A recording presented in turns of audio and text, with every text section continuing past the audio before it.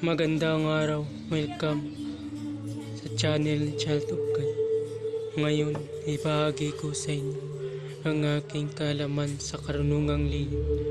Narito, orasyon sa pagtulog.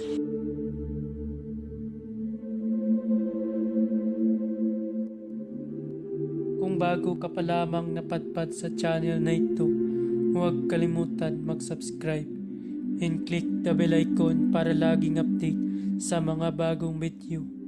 Maraming salamat.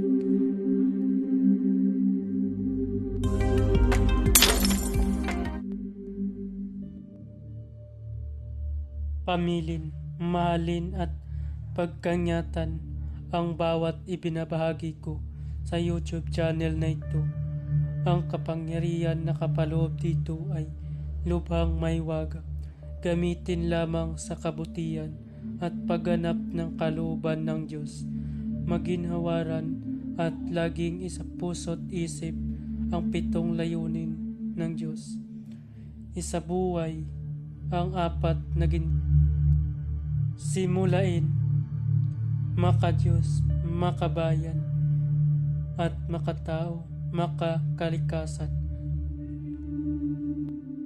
Pangalawa, isagawa ang pag-ibig sa Diyos, pananampalataya at pag-asa sa pamamagitan ng tiyaga.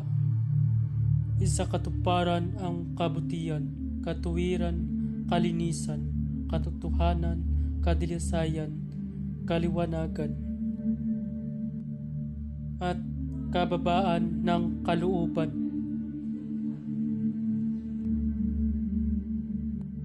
Pangapat, ipalaganap ang pagkakaisa, pagmamahalan, pagtulong sa kapwa, pagmimisyon, paglilinis ng sarili at pagbabago na paunlad.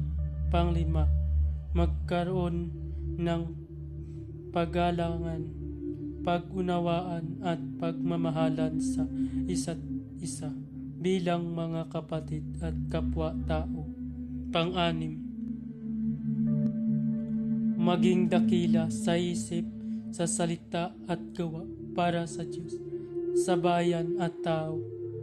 Pang-7, ipagpatibay ang kautusan ng Diyos, tumulong sa pagpapaunlad ng katauhan ng bawat kasapi ng samahan at tumupad sa hadikain ng Diyos sa tao.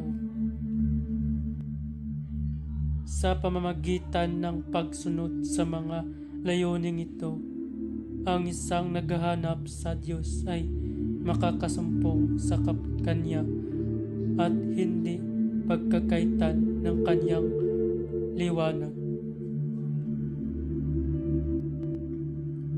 Bago gamitin ang orasyon, manalangin muna ng 3 Ama Namin, 3 Aba Ginoong Maria, at 3 sumasampalataya.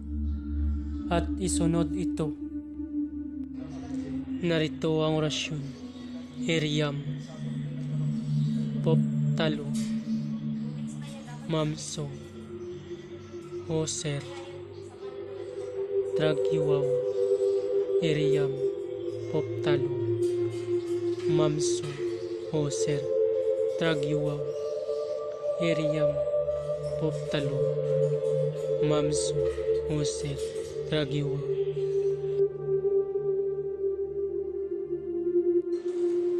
Mainam ito sa hindi makatulog sa gabi.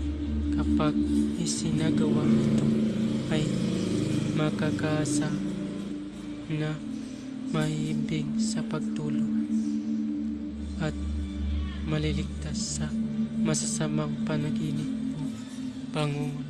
Ibulong ng 3 beses sa isip ang orasyon. Ito sa isang basong tubig at inumin bago matulog. Babala, ang lahat ng orasyon na aking ibinabahagi ay lubhang makapangyarihan. Gamitin lamang sa mabuti. Kung sino man ang gumamit sa masama ay mayroong bad karma. Maaaring maghirap habang buhay hanggang kamatayan. Maraming salamat po. At kung bago ka pa lamang napadpad sa channel na ito, huwag kalimutan mag-subscribe and click the bell icon para laging update sa mga bagong video na ina-upload ko. Maraming salamat.